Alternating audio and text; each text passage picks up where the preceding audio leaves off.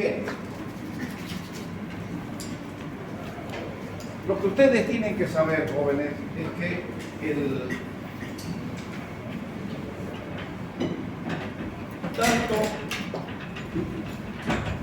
tanto los riñones como los testículos viajan, si me permiten la expresión, viajan hasta su lugar definitivo.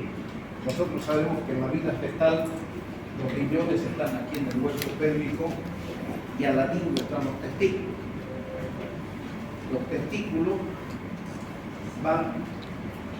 viajan al orificio inguinal profundo y por el conducto inguinal van descendiendo y salen por el orificio inguinal superficial hasta la bolsa escrotal. Ese es el camino natural de los testículos. Si está fuera de ese camino, se llama ectopia. Si se queda el testículo a medio camino, se llama criptoquia. No hay dónde perder. Ya vamos a ver y les voy a mostrar en la semana. Otro concepto, los riñones. Les dije que los riñones están aquí en el cuerpo pélvico y los riñones, el derecho va a favor de la salud del reloj y el izquierdo en contra de la salud del reloj. Entonces el riñón va ascendiendo paulatinamente y va girando hasta ubicarse en las fosas lumbares. Pero ¿qué puede ocurrir? Que el riñón, si sigue su trayecto natural, vamos a ver anomalías de rotación y de traslación. Vamos a ver anomalías de número y vamos a ver anomalías de fusión, donde el riñón se puede unir, ahorita les voy a mostrar, donde el riñón se puede unir y va a formar el famoso riñón en envergadura, el riñón en pastel, y existe la duplicidad renal, que es muy diferente a un riñón supernumeral, ¿cierto? Y vamos a ver también las diferentes anomalías que son de origen congénito y otras que no son de origen congénito dentro de la poliquistosis renal. Eso lo vamos a ver de acá a poquito. Entonces, dicho eso, ahora, si el riñón se va hacia el lado contrario, no es un camino natural, entonces entramos en lo que se llama una ectopia. Ya habíamos hablado también de los ureteres con ustedes en la anterior clase, ¿no es cierto? Que pueden ser dos ureteres de un mismo riñón y esa se llama duplicidad renal, que puede ser completa o incompleta. La verdad, ya habíamos dicho de que la unidad superior, por ser más larga, en el momento de implantarse en la vejiga, da dos anomalías, que son la ectopia y el ureterocelo. Y la unidad inferior, por ser más corta, da el defecto. ¿Cierto? Son conceptos básicos y este tema, como les dije, es facilito. ¿Listo? Vamos entonces adelante. Bien, la agenesia renal. La agenesia renal, si es agenesia bilateral, muere pues el cristiano, ¿no es cierto? No tiene por dónde, no hay condiciones.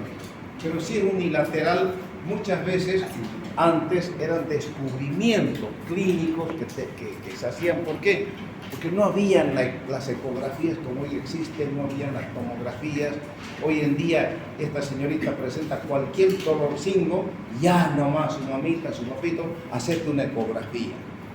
Entonces antes no existía eso. Entonces podía el cristiano nacer y tener un riñón y pasaba toda su vida sin saber que tenía un solo riñón. En cambio hoy día ya es más difícil por la facilidad que tenemos de las ecografías y las placas radiográficas, ¿no es cierto? Aquí tenemos, si es unilateral de un solo lado, la frecuencia es entre 1 y 1000 y no presenta sintomatología. ¿Por qué? Porque un solo riñón asume la función del otro riñón en cuanto a la producción de diuresis y la eritropoyetina, que es muy importante, ¿no es cierto?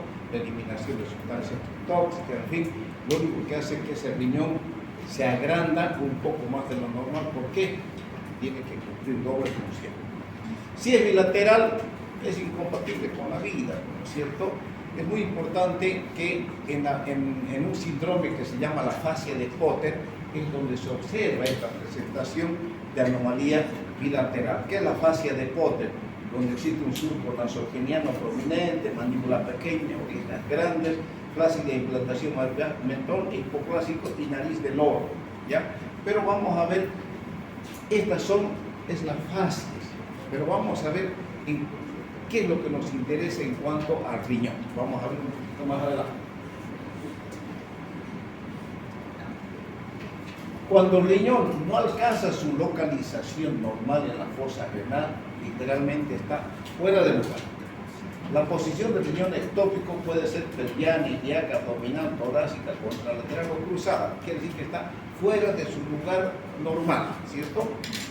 Las anomalías más frecuentes en el lado izquierdo que en el lado derecho y la mayoría no presentan sintomatología clínica.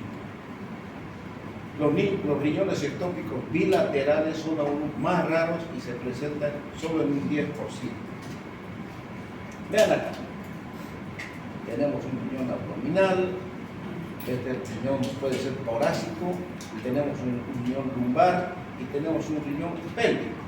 Aquí vemos, esto es una ectopia. Este riñón se vino al lado que no le corresponde. En vez de subir aquí por el lado derecho, se vino al lado izquierdo. Es una ectopia renal cruzada, se llama, ¿cierto? Vean acá, esta es una urografía excretora, donde muestra este riñón, y vean este riñoncito por acá.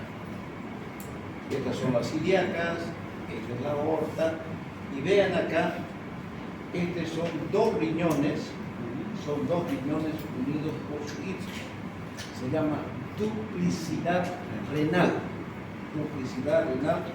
donde tenemos el ureter superior y este es el ureter inferior que baja acá hacia la derecha. Esta es la fascia de Potter, que es lo que nos interesa. Hay una agenesia renal bilateral o riñones con displasia multiquística. Vamos a ver dentro de poco a qué se refiere la poliquistosis y el riñón multiquístico. Existe una reducción de la excreción de la orina fetal, por eso el riñón muere, ¿no? Y existe el oligohidramios y una conversión fetal. Esto ya lo habíamos descrito, esto no les voy a preguntar, solamente me interesa que en cuanto al síndrome de Potter, ¿qué pasa con los riñones? Entonces está ahí, pues. A ver. ¿Está bien? Ya. Vamos a comenzar. Fíjense, en todas estas diapositivas dice anomalías de número, luego anomalías de diferentes anomalías. Ustedes tomen en cuenta. Tenemos los riñones, el riñón supernumerario, que está dentro de las anomalías de número. Estos son los dos riñones, el derecho y el izquierdo, con su vena renal y su arteria renal. Y este es un riñón supernumerario que está ubicado en el lado derecho, ¿cierto? Aquí tenemos otro que está ubicado en el lado izquierdo. A mí me tocó en toda mi vida operar una uropionefrosis de este riñón pélvico, en el lado izquierdo una uropionefrosis, pensaban que era un problema de ovario en una mujer, un absceso, y era un riñón pélvico con una uropionefrosis. Son de las cosas raras que se presentan. Vean acá. Seguimos con anomalías del número. Esta es una duplicidad renal. Son dos riñones que están unidos por su istmo, donde esta unidad superior tiene su arteria, tiene su vena y tiene su ureter. Ya, es otra cosa de que los dos ureteres lleguen sueltos a la vejiga o los dos ureteres se unen en su camino. Lo vamos a ver dentro de poco, ¿cierto? Este es riñón doble o duplicidad renal. Vean ahí. Tenemos anomalías de tamaño. Aquí tenemos lo que se llama la hipoplasia renal. ¿Qué es hipoplasia? Desarrollo incompleto de un órgano. Desarrollo incompleto. Ahí tienen el riñón chiquitín y este riñón normal. Aquí tenemos un riñón normal y este riñón pequeño. Fíjense, esto es lo que se llama, jóvenes, ¿se acuerdan cuando hablábamos de estudios radiológicos, de la aortografía, que es una... Ya. Para hacer una arteriografía, entran por la ilíaca. Si me permiten, los hunchan, perforan la ilíaca con un catéter, llegan a la aorta y se hace una radiografía de la arteria aorta, se llama aortograma. Cuando toque estudiar la vascularización de las arterias, ya sea del riñón izquierdo o del derecho, el catéter entra y se entra hacia el lado izquierdo y manda contraste para que aquí se dibuje todo el sistema arterial de este riñón. Eso se llama arteriografía renal selectiva. Ahorita vamos a ver. Vean, esta es una arteriografía. Vean, el catéter entró, está aquí la aorta y se entró a la arteria renal del lado derecho y aquí tenemos dibujado todo el sistema del riñón. Entonces, una arteriografía renal selectiva. Aquí tenemos, fíjense, en una anomalía congénita. Se sumó todas las cosas malas que prácticamente se sacó la lotería este paciente, ¿no es cierto? Hipoplasia renal, los dos riñones chicos. Tenemos riñón multiquístico. Tenemos una hidropionefrosis en este lado. Fíjense cómo está completamente. El ureterocel es este. Criptorquidia, los dos testículos están para arriba. Malformación que afecta a un aparato entero. Eso yo no lo, en ningún cristiano he visto esto. Por eso lo muestro como una curiosidad que puede existir. Anomalías de forma. Tenemos el riñón lobulado. ¿Esto qué parece? Parece una masa encefálica, ¿cierto? Más o menos. Ahí tiene. Parece el riñón de la res. ¿Perdón? Parece el riñón de la res. ¿Lo ha visto el riñón de res? Sí. También es lobulado, ¿no? Más o menos. Riñón izquierdo, aquí el riñón derecho. Ahí están los pulmones, ¿no? Anomalías, seguimos con anomalías de forma. Fíjense, jóvenes, atentamente, este es el riñón multiquístico, donde vemos abundantes cantidades de quistes. ¿Qué es un quiste? Es una nefrona ciega que tiene su arteriografía, perdón, su arteriola aferente, tiene su vena aferente, pero no elimina su contenido hacia el cáliz, ¿me entienden? Porque por ahí tiene que eliminar la orina, sino que se encierra y va creciendo, hasta que, ¿cómo llega a destruirse el riñón? Porque el quiste crece y comprime las estructuras adyacentes. Correcto. Aquí hay un quiste, yo soy quiste, voy creciendo y esta nefrona la agarro, discúlpenme que la toque, y la llego a ahogar, la destruyo, la mato y aquí también me voy abriendo campo y las nefronas van muriendo hasta que prácticamente llega a destruirse completamente aquí. Fíjense, este riñón multiquístico completamente destruido. No existe parénquima, nada de parénquima. Pero vean, este es el riñón poliquístico, no es multiquístico.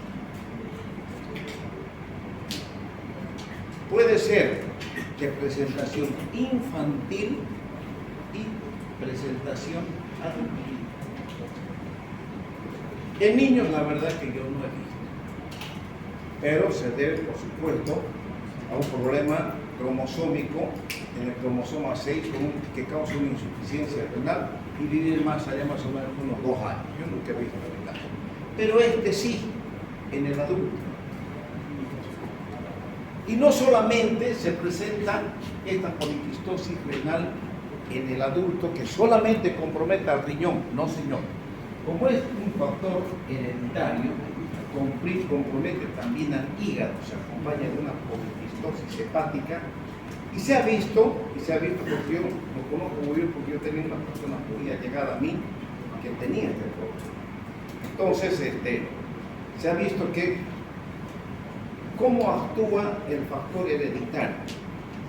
Cuando viene del papá, la presentación tarda un poquito, o sea, las manifestaciones clínicas tardan un poquito más en hacerse presente. Pero cuando viene del lado de la mamá, las manifestaciones clínicas son más tempranas. ¿Y qué ocurre?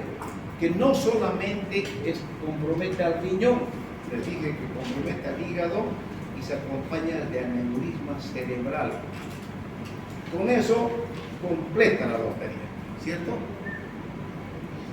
Entonces, ¿en qué cuadro clínico van a terminar estos pacientes? Insuficiencia renal. Sí, si es que no se pueden antes por algún problema que pueda ocurrir aquí en el cerebro, ¿cierto? Vean cómo se destruye paulatinamente. Miren estas cavidades. Eso ocurre en una uropatía obstructiva. Cuando hay un cálculo, paulatinamente va destruyéndose el riñón, termina en una hidronefrosis, su cuadro final es una uropionefrosis. Así va destruyéndose paulatinamente el riñón. Vean. Puede crecer, tengo entendido que puede crecer hasta 8 veces su tamaño por el tamaño de los quistes. Yo les voy a mostrar una imagen, por eso les vuelvo a reiterar. Un sábado antes del examen, el primer parcial, les voy a mostrar un caso muy interesante. Una mujer con un riñón que va desde el hueco pélvico hasta acá arriba. Y la mujer andaba tranquila. Es un caso muy interesante que les voy a mostrar en imágenes, cosas raras que he operado a lo largo de toda mi vida, lo tengo documentado y eso va a ser una charla, como les dije, de todas las cosas que estamos hablando, va a ser un repaso antes del primer parcial. Va a ser un día sábado en que nos vamos a juntar aquí unas 3 horas. Ahí van a traer Coca-Cola, empanaditas, café y bueno, todo lo que quieran. Aquí está. Dentro de las anomalías de forma tenemos el riñón poliquístico y el multiquístico. ¿Cuál es la diferencia entre uno y otro?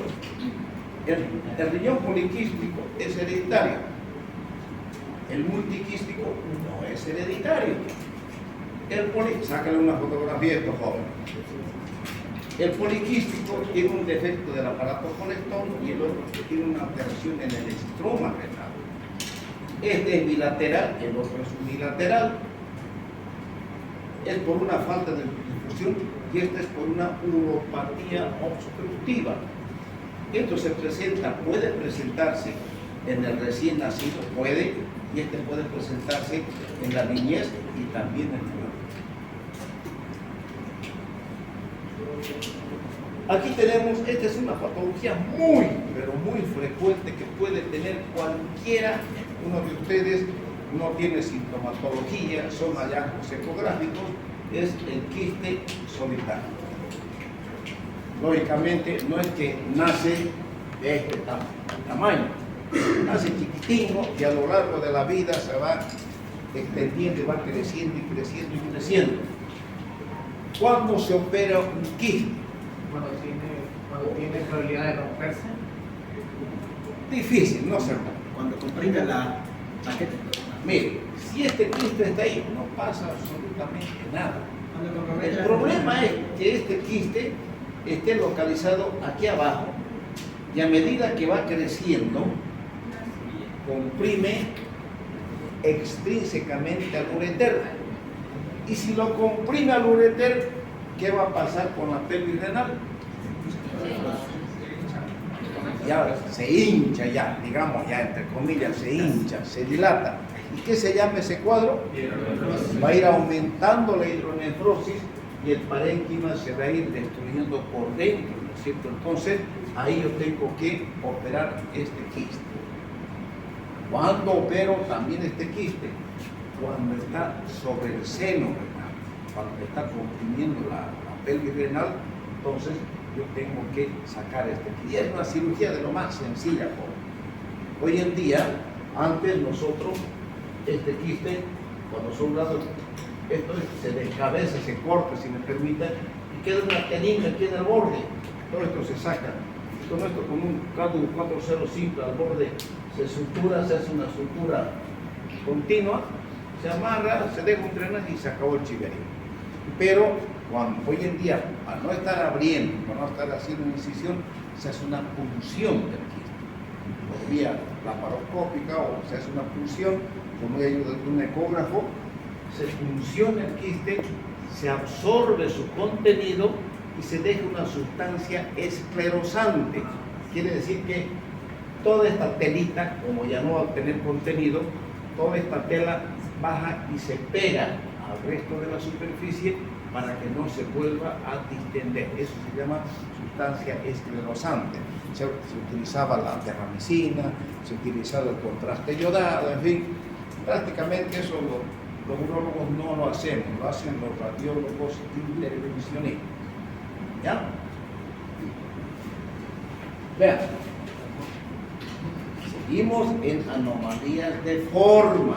Este es el riñón esponjoso, donde presenta un riñón quístico tipo 1 de Potter al corte de la corteza, como la médula, tiene transformación quística de todos los lóbulos conectores. Miren, hay millones de quistes en este riñón que nace el niño y de a poco esto va creciendo y aumentando. Bien, ahí está.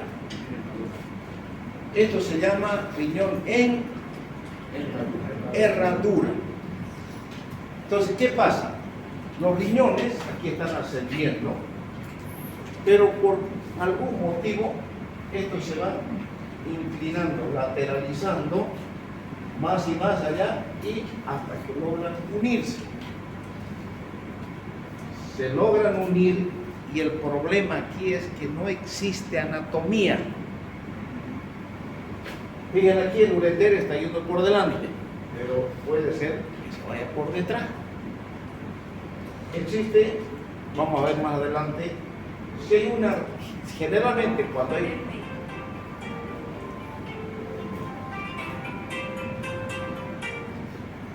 doy en clase, luego te llamo. Disculpe, pobre. Cuando hay una arteria, generalmente es una vena. Cuando hay dos arterias, generalmente hay dos arterias. Y el problema es que también dentro de las anomalías arteriales vasculares uno no sabe por dónde está. Por eso cuando uno opera estos casos, operamos áreas prácticamente con estos pacientes son propensos a presentar cálculos. Y en nosotros, buenas noches, joven. Medio. ¿Qué voy a hacer? Ya te has entrado, pues no.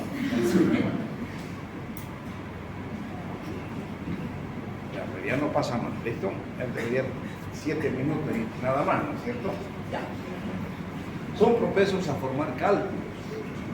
Y lo terrible y lo peor para el cirujano es que si esto está aquí, formado por dos riñones, entonces para abordar este riñón izquierdo o el del lado derecho, tengo que entrar al retroperitoneo. Para eso tengo que levantar todo el intestino, y encontrarme con el riñón. Llego, tengo que verlo al riñón y ahí observar dónde está la arteria, dónde está la vena, dónde está el ureter y cómo voy a resolver la litiasis. Son cirugías complejas, ¿se acuerdan que les dije? Ustedes van a saber, nosotros los cirujanos, los urólogos, cuando vemos estos casos, no piensen que es sencillo, es complejo, joven. Y uno se pone, ya les dije, como cuando den examen con cantarillita, ¿sí? Entonces, pero hoy en día prácticamente y hace mucho tiempo que no opero un cálculo El otro día fue a ver, este año he operado 3 cálculos en riñón en herradura, pero lo hemos hecho mediante ureteroscopía. Nos entramos por acá con láser, destruimos el cálculo, un doble J y se acabó el problema. Sencillo, al ratito el paciente se va, te paga bonito y no hay. Se acabó. Ya no es como antes. Era terrible, terrible el sufrimiento, el estrés que ellos tenían al operar. Bueno, sigamos. Aquí está el riñón en herradura. Vean esa pieza. Lo brillado. Riñón en herradura. Aquí está. Fíjense, este riñón es un feto, ¿no es cierto? Y este riñón en herradura ya, otro riñón formado. Vean ahí. Y aquí está, fíjense, aquí está, hay una arteria, aquí está el ureter, aquí está la arteria mesentérica que puede todo por delante o puede todo por detrás o atravesar el polo inferior de este riñón en herradura. Es complejo, jóvenes, y cuando sangre Dios nos acude, ¿no? Es compleja la situación. Este es el riñón en pastel, fíjese, un solo riñón que está como un pastel, donde tenemos los 2 ureteres y una sola pene. ¡Salud! Y aquí tenemos el riñón doble o la duplicidad renal. La duplicidad renal tiene sus 2 ureteres, no sabemos si es total o completo. Vean acá. Ya estamos ahora dentro de las anomalías de posición. Tenemos la ectopia renal simple. ¿Por qué es ectopia? Bien, en este riñón, ¿qué pasó? La pelvis está mirando hacia afuera. Entonces, es una ectopia simple con anomalía de rotación y de traslación, porque no ha llegado a destino. Este es un riñón normal, la pelvis está mirando hacia la columna vertebral. Vean este otro, es una... ¿Qué ven aquí? Duplicidad. Es una duplicidad renal. Son 2 riñones, aquí está el uno y aquí está el otro. Los 2 están con anomalía de rotación y de traslación porque no han llegado a destino. No es cosa rural. Todo esto, jóvenes, se los voy a mostrar. Tengo unas placas hermosas para mostrar. ¿Ya?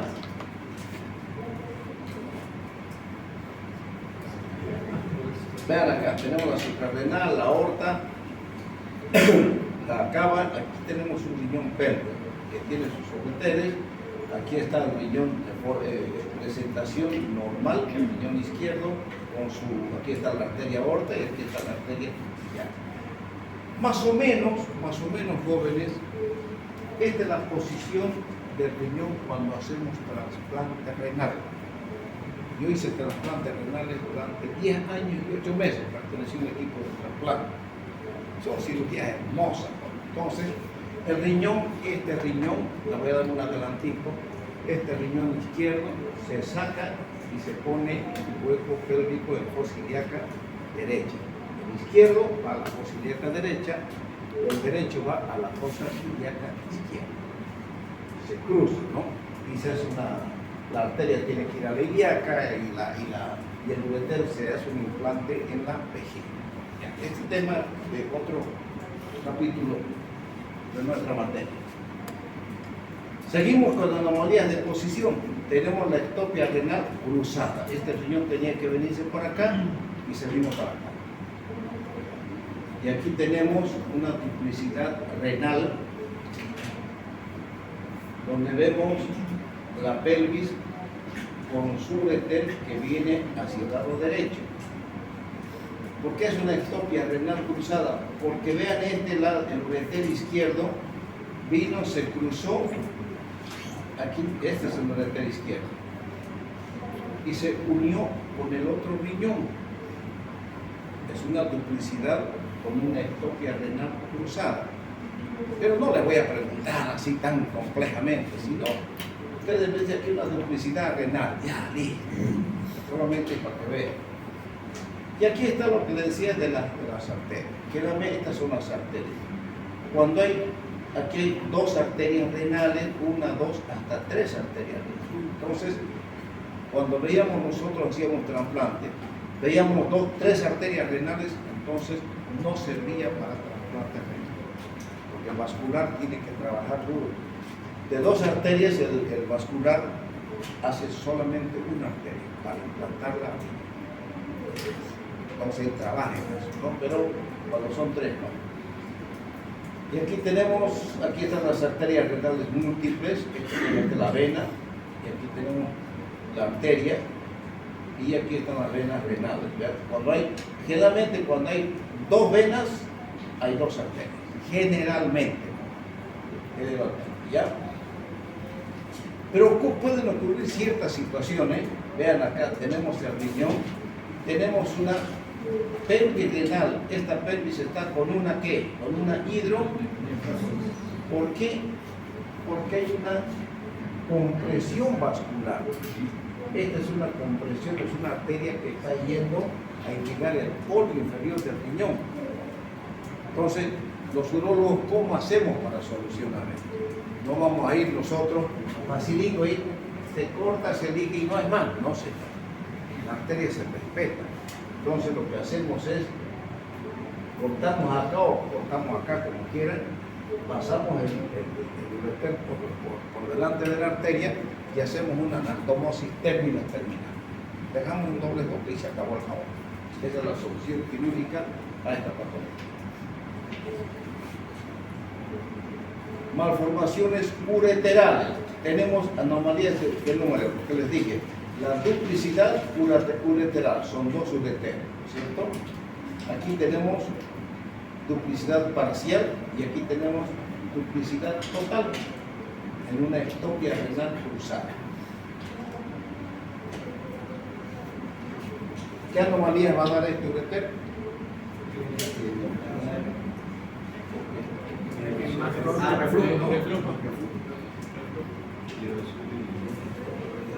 Y este, ectopía. Bien. Así tiene que ser. Vean, este es un riñón derecho con un doble ureter derecho. Aquí está uno. Entonces, esta es una duplicidad renal. Son dos riñones con dos ureteres y tiene que tener dos arterias. Aquí tenemos una duplicidad renal incompleta. Aquí tenemos una duplicidad renal incompleta. ¿Cierto? Ya les voy a mostrar imágenes cuando haya duplicidad renal completa. Riñones en el... Van a ver imágenes, ya se van a cansar de ver. Bueno, vean acá la disposición de las arterias cuando hay duplicidad renal.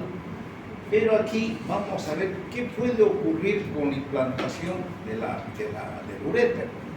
No siempre todo uréter, lo normal es que vaya a la vejiga, ¿no es cierto?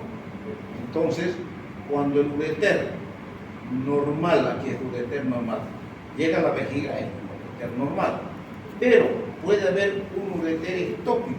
¿Y dónde puede llegar el uréter ectópico? A la vagina, a la porción superior de la uretra en la mujer o cerca del meato uretral. Entonces, esto se llama ectopia, porque está fuera de su lugar, no está en el lugar natural, ¿cierto? Vean ahí, estas son piezas patologías, por supuesto, ¿cierto? Vean ahí. Anomalías de calibre. Pueden haber acodaduras, estrecheces y dilataciones. Aquí, por ejemplo, tenemos una acodadura. Por aquí está pasando la vena ovárica y también comprime la arteria ilíaca. Nosotros para encontrar el ureter en la parte inferior, nos vamos directamente a buscar la arteria ilíaca. Nosotros la sentimos, la arteria ilíaca, con el dedo, aquí está la arteria. Entonces, ahí buscamos, y levantando, tanto ubicamos, porque el ureter es bien finingo, joven. Cuesta ubicar. Entonces uno con barba lo va levantando, pero el ureter lo está montando a la arteria ilíaca. Entonces para nosotros es una referencia anatómica que nos agarramos, la buscamos la arteria ilíaca, y donde está la arteria, el ureter lo está montando. Entonces, hay un síndrome de la vena ovárica que se llama, que yo solamente un caso conocí acá con una interna brasilera, que cuando tenía su periodo menstrual, ella presentaba un cólico renal intenso, solo cuando presentaba su menstruación. ¿Por qué? Porque en el momento de la menstruación la mujer presenta una congestión pelviana, ¿no es cierto? Por eso dicen, nunca operé con una mujer que esté menstruando, porque los vasos plebiscitales de las venas así se ponen y nos complica la cirugía. Entonces, suponiendo yo tengo que operar a esta señorita de un cálculo lateral bajo, ahora poniendo porque no pasa nada, ¿no? Pero antes, por vía abierta, lo primero digo, si usted está con su periodo, sí, doctor, entonces esperemos que pase. Para que pase su periodo, pasaba la congestión pélvica y me facilitaba de sobremanera la cirugía. Lo mismo que en las cistopexias, para hacer la técnica de Burch, nosotros tenemos que ir a dar los puntos en la vagina. Y si la mujer está con menstruación, imagínense trabajar entre las venas.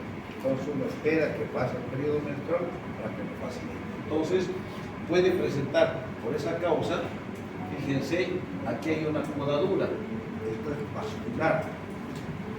Y aquí tenemos una estrechez, ¿no es cierto? ¿Por qué puede dilatarse este ureter?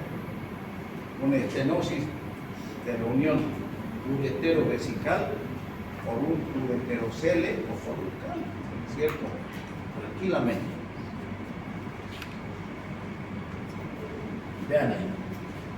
Esta es la unión normal, aquí está la vejiga, aquí tenemos una duplicidad renal donde la unidad inferior está totalmente dilatada.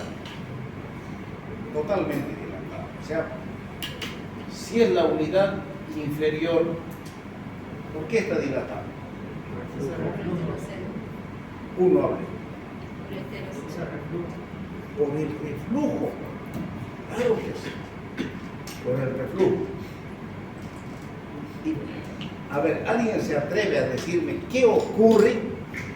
Ya hemos hablado, ¿eh? ¿Qué ocurre por dentro para que ocurra esto? La orina, A ver. la orina que está de reflujo está subiendo, la que está en el riñón va bajando y asume la neureter, o sea, se choca. Caliente. Si estuviéramos en la Salle donde yo estudié, el cura, cuando nosotros respondíamos como vos respondiste, nos decía, habéis escuchado tocar campanas, pero no sabéis dónde. Claro, no dábamos la respuesta exacta, más o menos, pero a ver usted. El aumento, pues, debido al reflujo, el aumento de orina dentro del ureter aumenta la presión intraureteral. Y eso, es todo causa de presión. Eso es la presión. Porque se encuentran dos presiones y mire, parece un intestino esto, ¿no? Eso se llama megaureter por reflujo. Mega, porque es grande, parece intestino, ¿eh? Sigamos. Pero está bien, ¿no? Está bien, se ve que yo estoy contento con este grupo. Vamos. La estrofia vesical. Un solo caso he visto en mi vida y a Dios gracias, bendito sea Dios, en el hospital japonés. Terrible. Los pacientes tienen epispadia como característica constante y la mucosa de la vejiga queda expuesta. No tiene pared muscular anterior, no hay. Se ve, ustedes la ven, yo lo veo este joven, o este muchacho, este niño, este bebecito, con la vejiga abierta, veo el trígono, veo los dos meatos y veo que la orina fluye hacia afuera. no tiene pared muscular anterior. Cuando avisaron que nació un niño así en el japonés, me fui volando. Y entré a ver al niño, porque nunca había visto. Y lo vimos. Adiós, como le dije, en la mañana y a la niñecita se murió. Adiós. Imagínense un bebecito que tengan que hacer cirugías, primero para cerrar la vejiga, otra cirugía para buscar piel y músculo, para hacer rotaciones, para cubrir y nada. Mejor es morirse, ¿cierto? Ya. Es poco frecuente y se presenta en 2 de cada 100.000 nacidos vivos. Tuve la suerte de ver uno. Ojalá ustedes tengan también. Aquí está. Vean así. La vejiga está abierta, ustedes la ven abierta sobre. No hay pared anterior. Vean ahí. Esta es la vejiga así abierta. Vean acá, no hay músculo, no lo cubre el músculo. Está la vejiga abierta, o sea, no hay pared anterior de vejiga. Aquí están los 2 meatos, el tío, y aquí chorrea orina y... Mejor. Y tenemos, ante las malformaciones de la vejiga, anomalías de forma. ¿Qué anomalías presenta la vejiga? Vejiga en reloj de arena, divertículos y fístula. ¿Qué es una fístula? Una conexión entre 2 cavidades que no deberían estar conectadas cervicalmente. Una comunicación entre 2 cavidades o una cavidad con el exterior, ¿cierto? Entonces tenemos fístulas con el recto vesical, con el perineo, vésico perineal, con el útero, vesico-uterina, y con la vagina, vésico-vaginal. Entonces ya ustedes de a poquito tienen que ir también conociendo la terminología urológica. Ya saben que esta es la vejiga, aquí está el útero, ¿no es cierto? Este es el útero, y aquí están las famosas fístulas. Ya hay un tema exclusivo para hablar fístulas. Vamos a hablar de fístulas. ¿Qué pasa con qué es el uráculo? Es el periodo embrionario del cual la vejiga y otra estructura se mantienen unidas, pero cuando se desarrolla se termina separando. Perfecto. ¿Qué tiene que ver esto? ¿Qué es el? ¿Cierto? Entonces, ¿qué pasa? Aquí está, esta es la lantoides, aquí está el ureter, esta es la vejiga urinaria, aquí lo que va a ser el pene más o menos, y aquí está el conducto anorrectal, aquí están las vesículas seminales en la vida fetal. Pero cuando va creciendo ya, fíjense, la vejiga se comunica con la región umbilical y eso se llama el uráculo. Aquí tenemos la glándula prostática que está debajo de la vejiga, aquí están los conductos deferentes, aquí está la uretra peneana, y aquí tenemos una porción prostática y membranosa de la uretra, este pedacito, ¿no? Lógicamente, esto estamos hablando en la vida fetal, ¿no es verdad? Pero este uráculo nos va a dar problemas futuros, claro que sí. Vean ahí. Nos da anomalías de permeabilidad del uráculo. Esta es la vejiga. Aquí tenemos nosotros un conducto que no se cerró y está escurriendo, si me permiten, orina hacia afuera por la zona umbilical. Esto es una fístula uracal. Fístula, una comunicación anómala de una cavidad con el exterior, ¿no es cierto? Y acá tenemos un quiste de uráculo, donde tenemos la vejiga. Este es el ligamento umbilical medio que ya está cerrado, pero tenemos un quiste que va echando, va escurriendo. Entonces la solución quirúrgica es lo más sencillo para nosotros. Bajo anestesia se saca este quiste, se sutura, se cierra y muere, ¿no? Y tenemos esta anomalía de permeabilidad, fíjense, puede ser proximal, intermedia y distal. Aquí tenemos el seno uracal. El seno, fíjense, la cavidad es mucho más grande que el quiste y que la fístula, ¿no es cierto? Esto es mucho más grave. Entonces, también todas tienen una solución quirúrgica. Y aquí entramos en las malformaciones de la uretra. ¿Qué malformaciones puede presentar el hombre cuando nace? Existe la hipospadia, la epispadia. Entonces, esto es el pene, no es el pene, mi dedo, ya. Esta es la porción ventral y esta es la porción dorsal. Todas las anomalías de la localización de la uretra se llama hipospadia.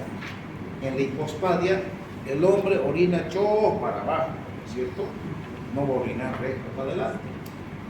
Porque puede estar la uretra aquí, puede estar acá o puede estar acá. Y si vos tenés esto, vas a orinar para abajo, no va a ir recto de forma normal.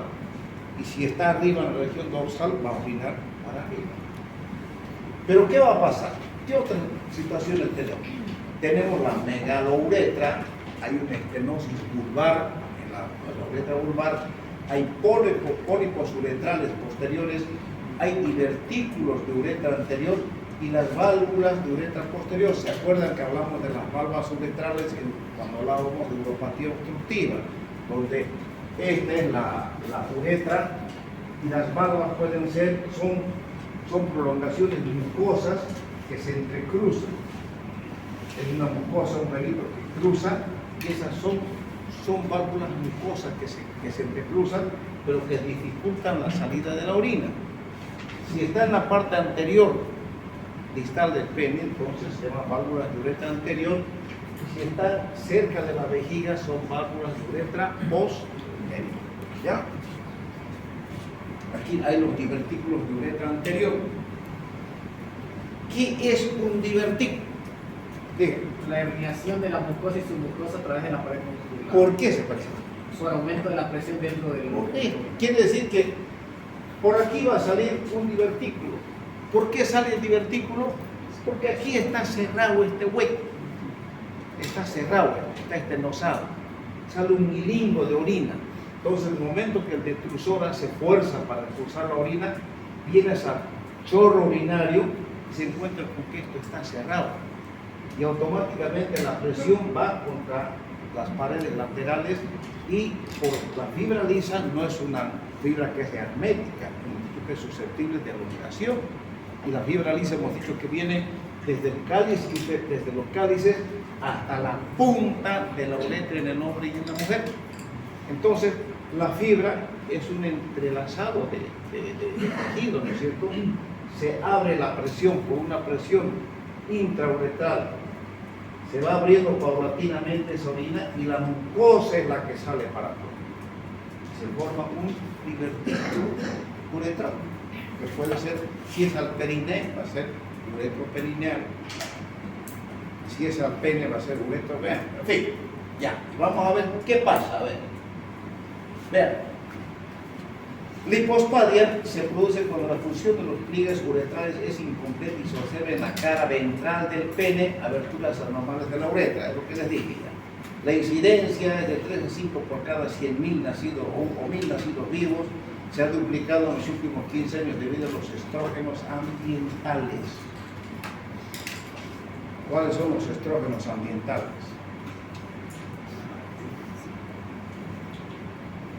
Lo que decía su presidente, no fue mi presidente, están comiendo mucho pollo, por eso son más raros el pollo, pero los estrógenos, es verdad, cuando hablemos nosotros de la criptorquidia, de la epispadia, de la hipospadia, que estamos ahorita en un tema,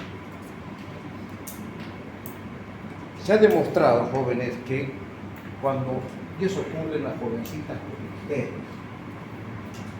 en la vida universitaria ocurre que unos pibes o enamoradas se juntan y un beso en el coto y ahí las cosas y ocurre lo que tiene que ocurrir. Viene un embarazo no deseado. ¿Y qué hace una jovencita? Son jóvenes que no tienen experiencia. ¿Qué hace? Preguntar a su amiga, que es de su misma edad, que tampoco tiene experiencia. Entonces, ¿qué le dice? Ahí salen las pulseras. Colocate un glucoginestrina en la nalga, que es un estrógeno. Eso va a hacer que por deprivación estrogénica te venga tu periodo menstrual. Si está un feto en formación, le va a ocurrir, le va a causar hipospadia, le va a causar epispadia y le va a causar orquídea en los bebecitos. ¿Por qué? Porque la fatiga es el saber que están embarazadas al comienzo del embarazo y ellas quieren solucionar.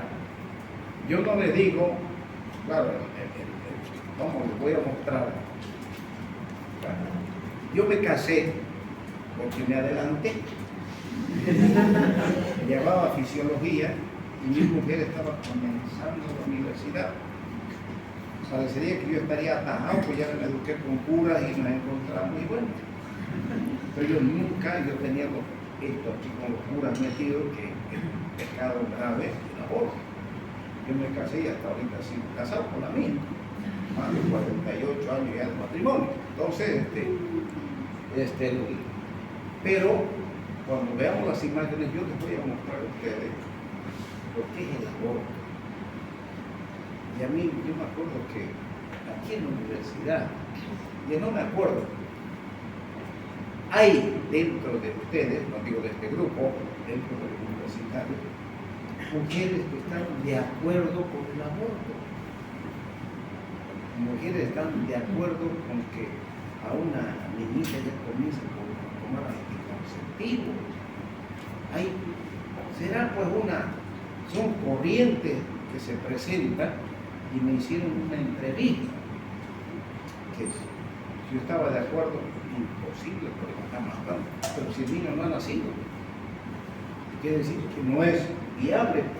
¿Cómo no va a ser viable? Pero, o sea que usted tiene que obligar a nacer a una no lo estoy obligando porque no lo he hecho. Lo que yo hice, asumí la responsabilidad y mi hijo nació y soy feliz con mis 3 hijos varones. Porque nunca estuve de acuerdo contra el aborto o a favor del aborto. Bueno, pero fueron preguntas dirigidas. ¿Y en qué termino? A ver, ¿qué es más fácil?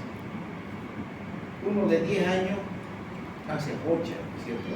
Dañino, porque van y piden, cuando piden aborto, eso me ocurrió a mí en Quijarro y ahora hice en mi provincia, querían que aborten, no. Ahora tu hijo de 10 años, había un sabandija así de 10 años, dañino. Y la mujer quería que lo aborte, que haga un aborto. Nosotros aprendimos a hacer los famosos degrados ya en la universidad, ¿no? Tráemelo a hablar de este niño, ¿verdad? Tomó un cuchillo y sacarlo, matado a este choco. ¿Cómo lo voy a matar con mi hijo, doctor, si tiene 10 años? ¿Y cómo crees vos que yo lo mate a esta criaturita? Dejarla que nada. Ahora, antes de hacer eso, si vos querés que te diga, ahí te vamos a mirar cuando usted no ha sido una cesárea, o a tu marido, le digamos lo que tienen y se fue un chimbido. No me buscas hacerlo. Entonces, hay corriente. Cuando veamos ustedes, cuando veamos las imágenes, tengo imágenes cuando yo salía de Hernández Vera y un aborto. O sea, las mujeres se provocan aborto. Hay muchas maneras, ¿no? Pero ya saben, volviendo al tema, los estrógenos que vienen de la glucoginestrina, del ginecosida, es un golpe hormonal que llega a ese efecto de formación, donde prácticamente toma caminos diferentes, y ahí viene la epispadia y la famosa orquídea, que vamos a hablar de aquí a poco. Aquí está.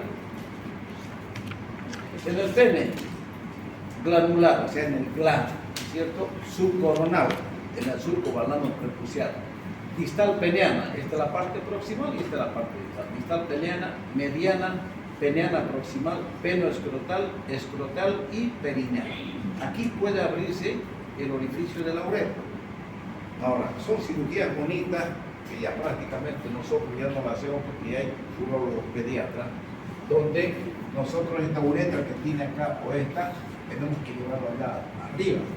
Y Y generalmente todos estos niños que nacen, no nacen con el prepucio normal, nacen como si ustedes estuvieran cargados de una mochila, pero de piel. Y es un regalo de la naturaleza. Entonces, esa piel nos sirve a nosotros para hacer rotaciones de colgajo y cubrir esta oreja. Con la misma piel nosotros solucionamos los problemas de la hipospadia. ¿Qué es la epispadia? En esta, la desembocadura del meato de la uretra se encuentra en el dorso del pene. O sea, ustedes ven, este es la parte, este es el pene, en la parte superior. Ese es el dorso.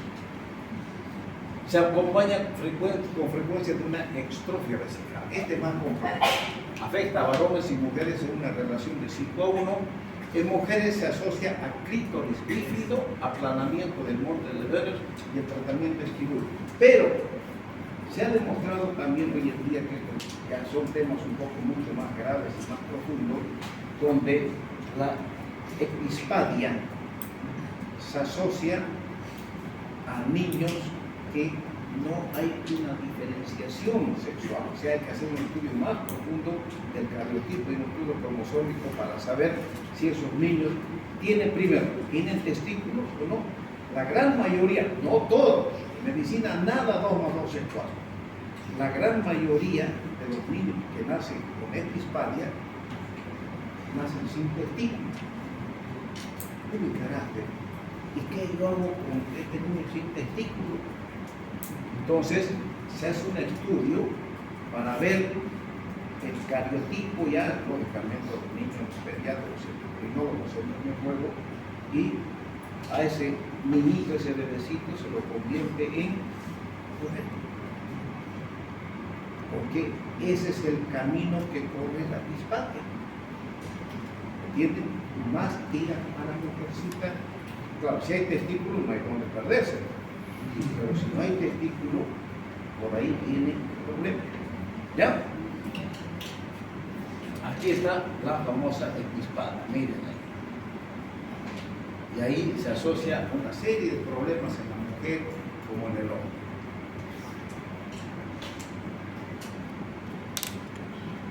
Aquí está la criptorquía, lo que hablaba, ¿cierto? De la criptorquía vamos a hablar de que tenemos la intraabdominal, la inguinal y la inguinoescrotal, o de la raíz escrotal. Las 3 características o 3 localizaciones de criptorquía. Y del testículo ectópico, quiere decir que está fuera del conducto inguinal, porque es ectópico, tenemos el prepeneano, es un testículo prepeneano, testículo ectópico superficial, testículo ectópico femoral y perineal, está aquí, un lado, aquí abajo. Testículo fuera de eso, es una ectopia testicular. Ahora,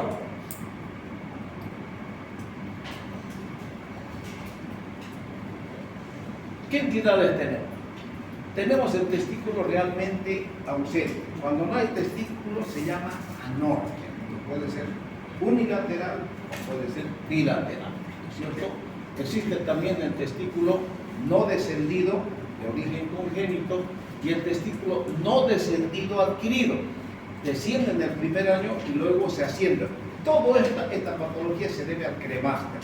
Y el cremáster es un tejido musculoso, es una red muscular que rodea al conducto inguinal. Y de ahí, cuando veamos las torsiones testiculares, vamos a ver cómo juega, qué importancia tiene el cremáster, la longitud del cremáster para facilitar la torsión testicular. Eso es tema de otro día. Y el testículo en ascensor, que con maniobras deja en su lugar el resultado de un reflejo cremasteriano exagerado. O sea, ¿cuál es el reflejo cremasteriano? Que me agarro este molino, ustedes a un niñito, si hay bebecitos en su casa o ustedes mismos en su casa, y chao, háganse y raspen aquí y el testículo de ese lado se eleva.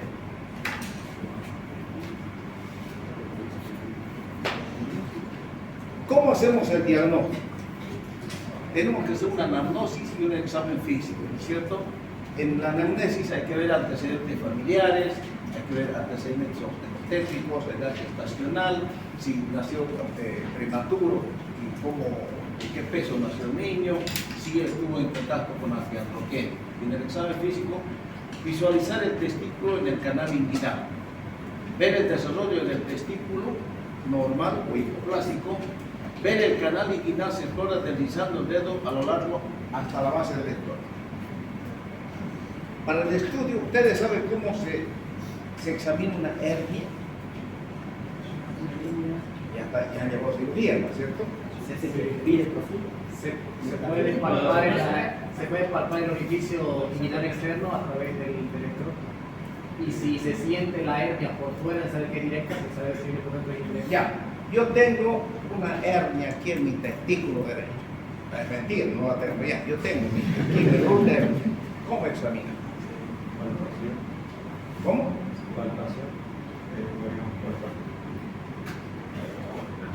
Ya, palpación, lógicamente, palpación, pero ¿qué va a hacer conmigo? Venga, le voy a palpar ya.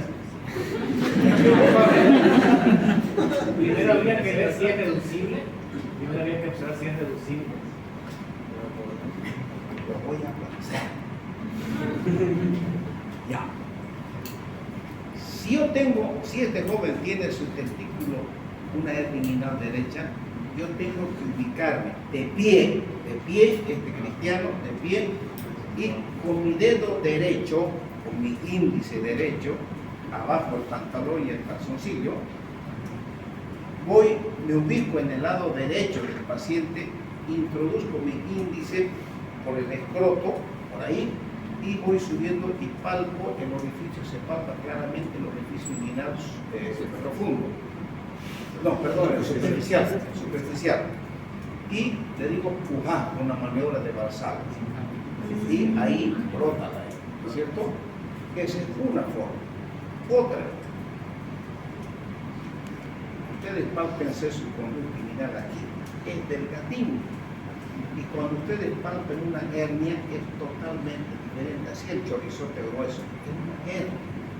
Lo que quiero decirles es que este señor me va a palpar mi hernia inguinal derecha, tiene que ubicarse en el lado derecho y con su mano derecha para diagnosticar hernia inguinal del lado izquierdo, y tiene que irse al lado izquierdo, cambiar de posición y por el lado izquierdo palpar el conducto. Esa es la manera correcta. Y siempre ustedes acostúmbrense entre ustedes, cuando se estén bañando, a ver si este viejo dijo la verdad. Pálpense su aquí se palpa clarito el cordón, clarito es delgadito. Así es cuando es normal, y cuando hay hernia es mucho más grueso. ¿Listo?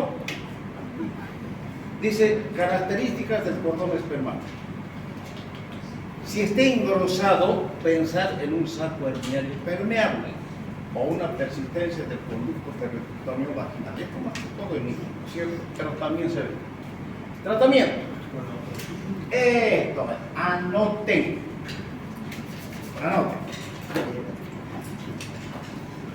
Para la criptorquidia existe un tratamiento médico y un tratamiento quirúrgico. El tratamiento médico se utiliza la gonadotrofina coriónica humana. La gonadotrofina coriónica humana viene en un frasquito ampolla, no como agua destilada, sino como esos frascos de penicilina con su taponcito de goma, ¿no es cierto? Ese frasquito, ese frasco ampolla, tiene 5 centímetros cúbicos. Cada centímetro, si viene de 5.000 unidades, cada centímetro presenta 1.000 unidades, ¿no es cierto? Cada centímetro cúbico. Entonces, ustedes tienen que utilizar, sunchan el frasquito, sacan 1.000 unidades y colocan intramuscular en el niño, intramuscular cada 3 días hasta llegar a las 9 o 10 dosis. Quiere decir que utilizan 2 frascos de gonadotrofina coriónica humana, ¿no es cierto? Generalmente cuando ustedes ya han colocado la 8ª dosis o la 9ª, ya el testículo baja, ya desciende. su lugar. Pero ahí está, no es para todos, no van a hacer tratamiento con la otrofina a un bebecito, hay que esperar que pasen los 6 u 8 meses de nacido, hay que esperar que se manifieste, puede haber hernias de tipo congénito, lo que sea, ¿me entienden? Entonces, antes de los 6 meses, nunca, jamás hacer un tratamiento con una otrofina a un niño con una criptorquina. Después de los 6 u 8 meses, puede hacer el tratamiento. Da un buen resultado, jóvenes, por supuesto que da un buen resultado. Y el tratamiento quirúrgico para descender el testículo a la bolsa escrotal se llama orquidopexia. Si yo pregunto, si hago preguntas de tratamiento, ustedes no me pongan, pues, tratamiento clínico y tratamiento quirúrgico. Mal. Yo quiero que ustedes me describan. Tratamiento quirúrgico. ¿Qué se llama el tratamiento quirúrgico? Ese tiene su nombre. Y tratamiento clínico tienen que saber que se utiliza la gonadotropina coriónica. Me responden, se utilizan 5 frascos de gonadotropina, un frasco intramuscular cada 3 días. Imagínense la barbaridad que van a hacer con la criatura. Ya les dije, Karim, 1000 unidades, 1 centímetro cada 3 días hasta llegar a la 8ª o 9ª dosis. Generalmente nunca yo he llegado a las 10 dosis. 8ª o 9ª y el testículo baja su lugar. Ahí. Bueno, con esto terminamos. Escuchen mejor. El día jueves es Jueves Santo. ¿Quiere irse ya? No. El día jueves es Jueves Santo, ¿cierto? Sí. Y yo, la verdad que yo soy muy católico y cumplo las obligaciones, pero cumplo también las obligaciones que tengo con ustedes. Entonces, el día jueves, el tema que viene son patologías adquiridas del sistema urinario. Eso lo vamos a dar por día virtual. Yo lo voy a citar el jueves. Ustedes también tienen que ir a visitar las iglesias. Los pecados que tendrán, vayan a arrepiéntanse, son 12 iglesias, una por cada apóstol, ¿cierto? Entonces vayan, se arrepientan y laven sus pecados, jóvenes. Entonces, ¿les parece bien el día jueves a las 4 de la tarde? No tienen clase, no tienen nada. Entonces, ahí vamos a avanzar el siguiente tema, patologías adquiridas. Y a ustedes jóvenes, ¿cómo vamos a hacer? Me voy a comunicar, a ver, los dos jóvenes, contan los jóvenes, el joven y la señorita, usted y usted. Entonces, todos ustedes les estoy dando libertad para que se organicen, ¿cierto?